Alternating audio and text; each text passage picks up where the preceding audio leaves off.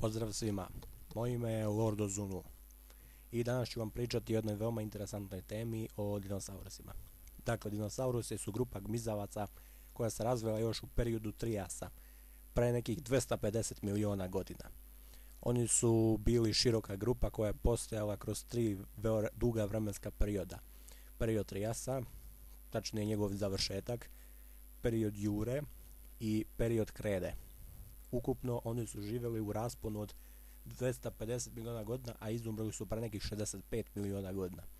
Tako da oni su vrsta koja je najduže postojala na zemlji, s obzirom da uzmamo u činjenicu da su živjeli nekih 180 miliona godina. U prošlosti je bilo teško reći koliko je koji dinosaurus bio veliki ili težak. Recimo, kao što vidite, ovo su tačne proporcije Tyrannosaurus rexa.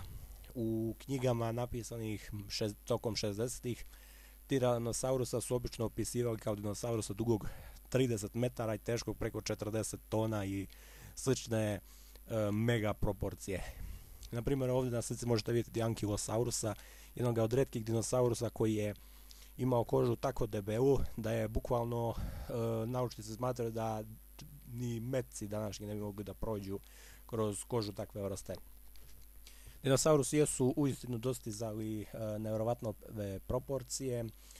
Biljojedi su naravno postajali sve veći kako bi se na taj način odbranili od mesoždera, a mesožderi naravno su se prilagođavali tom evolucionom putu i na taj način i oni postajali sve veći kako bi mogli da obezbede sebi poen svaki put kada kreću lov.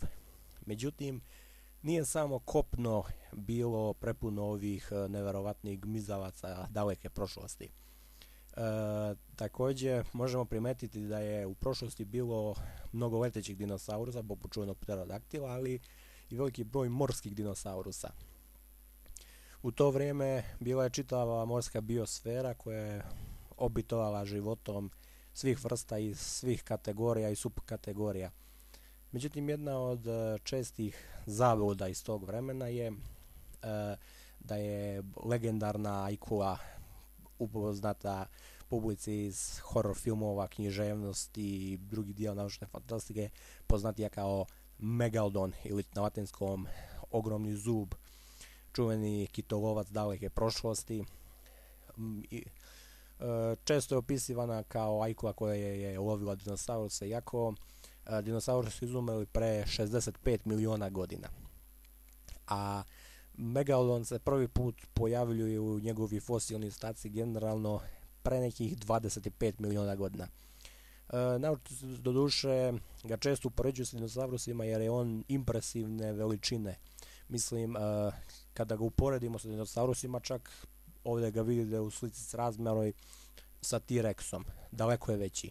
On spada u najvećeg predatora koji je obitavao morem, kopnom ili nebom. Jedina životinja čak danas koja postoji od njega je veći plavi kit.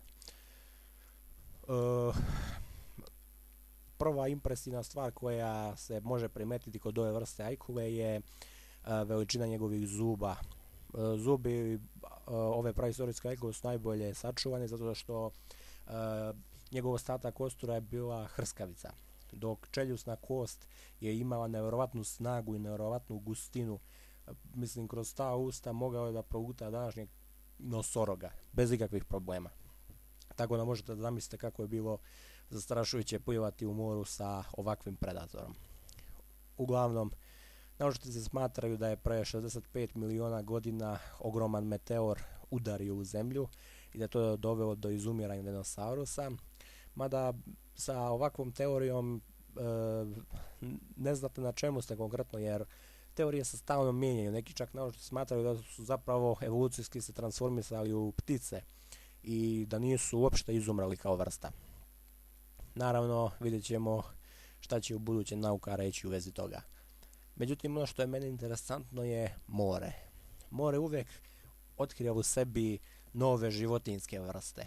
I ja iskreno mogu da vam kažem da verujem da je sasvim moguće da postoji još morskih vrsta životinja koje su neotkrivene, jer 95% okeana je neistraženo. Bez preterivanja, da li bi s lakoćom mogao da bude drevni grad Atlantida? Mi ne možemo to da znamo. 95% svjetskih mora i okeana su potpuno istraženi. Znači, ako bismo dali maš na volju, tamo bi mogli da kažemo da mogu da budu čak i sirene ili neka druga podvodna mitska bića koja su viđena u prošlosti, naučnici ih danas prepisuju mitovima, a u stvari su stvarne životinje, samo nisu do sada otkrivene i registrovane. Tako da, ostavite otvorenog uma, uvijek očekujte nove vijesti od nauke, nam se da ste naučili nešto, pozdrav od mene.